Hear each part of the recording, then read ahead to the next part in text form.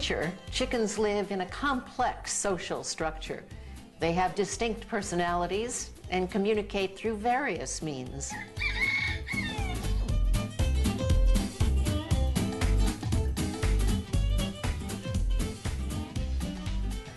The birds remain close together when roosting, and they spread out while foraging and exploring their environment, scratching and probing the ground with their sensitive beaks.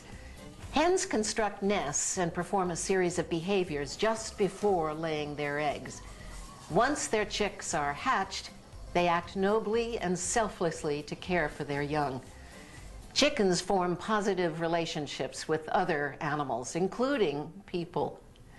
But chickens used for commercial egg production are not allowed to scratch in the dirt or to see the sun.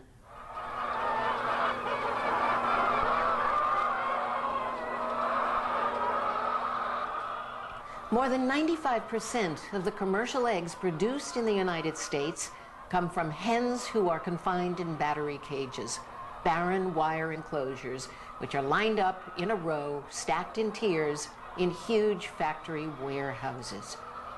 5 hens are typically packed in a cage measuring just 20 inches wide, and each bird is given just a half square foot of space. Battery caged hens are packed so tightly they cannot walk or even stretch their wings. The stressed, frustrated birds are driven to excessive pecking and fighting. To reduce the resulting damage, egg producers cut off parts of the birds' beaks. This painful procedure involves cutting through bone, nerves, and soft tissue, and it can be fatal. Constantly rubbing against the walls of their harsh wire cages, the hens' feathers are worn off, and their bodies are covered with bruises and abrasions. There is no consideration given to individual birds, and millions of hens die in battery cages every year. When 2 live hens were discarded in this trash can, the egg factory's lawyer argued that its birds could legally be treated like manure. The judge asked, isn't there a big difference between manure and live animals? And the company's lawyer responded, no, Your Honor. Shockingly, the egg factory was found not guilty of animal cruelty.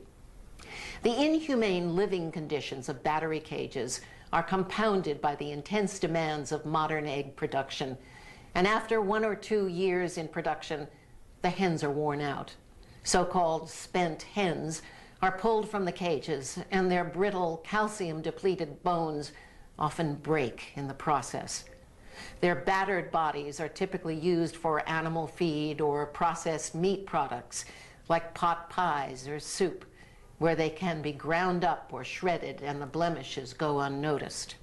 Battery cages are inherently cruel, and they should be outlawed in the United States as they have been in other countries. Well, as you see, chickens on American factory farms are treated absolutely horrendously. But like I said earlier, you can make a difference. Just by choosing with your dollars and with your fork, you can make a difference every single day in the lives of animals, your health, and the environment. And is there current legislation? There are anti-cruelty, but do they pertain to factory animals? Well, it's a good question. You know, at the federal level, there are 3 laws, there are 2 laws that actually pertain to farm animals. Many people believe that the Animal Welfare Act pertains to farm animals, but they're specifically excluded. Why? Well, it says that animals raised for food or fiber should not be included because the industries were powerful enough to get them removed. Because they're real animals and they have animal feelings and animal lives. Yep. And pigs, cows, and chickens are just like dogs and cats at our home, and they should be treated that way. But the federal government doesn't recognize that yet. And the only 2 laws that do protect farm animals at the federal level are the Humane Methods of Slaughter Act, which automatically excludes all poultry, all chickens, turkeys, ducks, and geese, which are 95% of the animals killed in slaughterhouses in America just because they're chickens, just because they're seen as not valid animals. Wow. And the other law, which There's more chickens than people on the planet. That's correct. Yep. In the United States, 9 billion chickens are slaughtered every year for food. And that's more than the entire world population. But we can make a difference just by choosing to eat vegan. You know, I'm a vegetarian, and you know, I've done that for a number of reasons. One is the treatment of the animals. I mean, if you could, you know, actually on Thanksgiving I went to a local farm and I got what I call 2 victims. You know, and that's how I put it. I brought them home, and you know, they were already killed. But I looked at where they lived, and I looked at their facility, and it's a great place. And you know, I did that for my family because they're not like me. You know, they eat meat, but and also the antibiotics, growth hormones, and steroids, not only the mistreatment throughout their lives and the way they're killed, but what's in the meat. You know, I just felt like I don't want to eat. You know, if I want a chicken, I want something that's just a chicken. I don't want all this other, you know, the cruelty and all the chemicals. The things they put in them, sure. Yeah. Sure, well, animals in today's factory farms are kept in such bad conditions, they're kept in such small spaces where they can't move around, that the levels of stress-induced immunosuppression, the weakness of their immune system because of their stress, is so high. And so they actually are absolute, you know, petri dishes for pathogens. And in factory farms in America, pathogens are spreading like crazy, and they're mutating to make things like MRSA and other bacteria-resistant pathogens, which is antibiotic-resistant pathogens, which is very scary. And we have mad cow disease here in America. I mean, this is not a fallacy or something that's made up. And you know, you said that they feed the chickens to the chickens, and I believe they're feeding the cows to the cows as well. The cows are not fed to the cows anymore. Oh, good. But other animals are fed to each other and to animals of their same species. The cows are the only ones that are protected from that. Because of mad cow? That was right. There was enough public pressure to change that. However, it's still happening in the other industries, and the government is not recognizing that these illnesses are spreading throughout all the species, and we're not protected from mad cow yet. If you look at testing of animals in this country, almost no animals are actually tested for mad cow disease in this country or for any other pathogens like that. And the rates are very high, as we know. In fact, one farmer actually went to court to try to be allowed to test his animals for mad cow disease so that he could label his meat and saying that it wasn't from cows with mad cow disease. And the USDA sued him and got a court to stop him from doing so because they didn't want a run on the market. They didn't want their profits to be lost. I think everyone would be purchasing that stuff if... Well, people deserve to know the truth, and that's what our campaigns like Truth Behind Labeling and our other efforts to end factory farming are all about. You know, we're about educating people and giving them the opportunity to make compassionate and consistent choices with their values. And you know, if some people aren't concerned too much about compassion and all that, they might be concerned about, you know, themselves. There's this whole issue of the downer cows. The cows can't even move. They're dying. They're sick. They're suffering.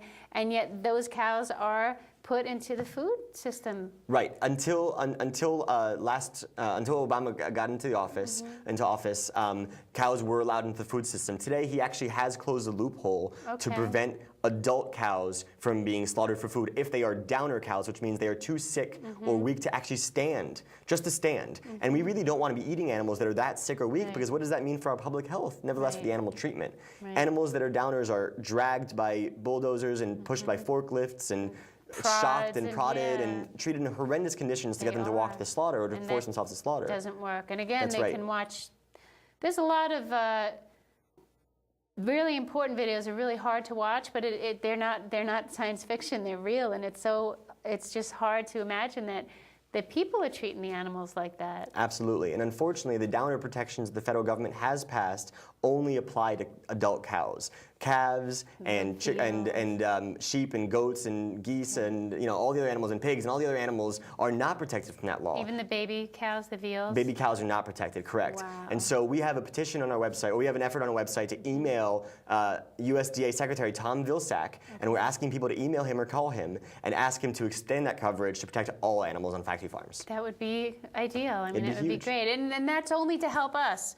They really, if the cows are sick and down and injured and all that, they're still going to be sick and injured, but at least they're not putting it into the food supply. That's correct. It's the least we can do. And there is a bill also at the state level here in New York to extend that coverage to other animals as well. And all that information is on our website, farmsanctuary.org. Please visit and take action to help us. Yeah, you can peruse through that website for a long time. It's got a lot of good stuff on it. Absolutely. So what other animal videos did you bring that you want to talk about today? Sure. Well, in addition to the battery cages, pigs and veal calves are kept in very similar conditions. Breeding sows, who are the female adult pigs that are raised just to breed baby piglets to turn into meat, into pork, are kept in crates that are only 2 feet wide. And many of these animals are 300, 400, 500 pounds and can never stand up turn around or spread their limbs or lie down comfortably for the entirety of their time in those crates. Wow. So it's a horrendous existence. They're in there forever, for months and months and months on end, and they're in there because their entire purpose, according to the industry, is just to breed. And so they're forcibly impregnated, have their babies taken from them.